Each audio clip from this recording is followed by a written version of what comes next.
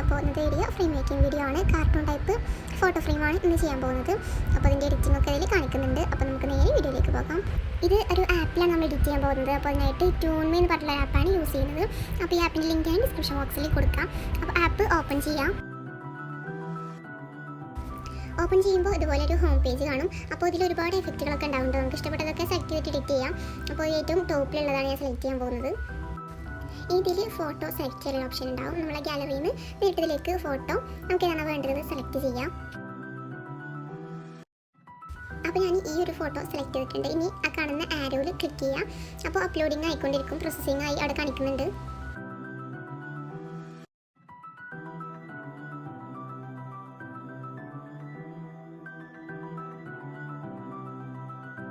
അപ്പോൾ ഫോട്ടോ ഇതുപോലെ വരും. അപ്പോൾ ഇനി താഴെ ഡൗൺലോഡിൽ പോയിട്ട് ഫോട്ടോ നമുക്ക് നേരിട്ട് ഗാലറിയിലേക്ക് സേവ് ചെയ്തിട്ടെടുക്കാം.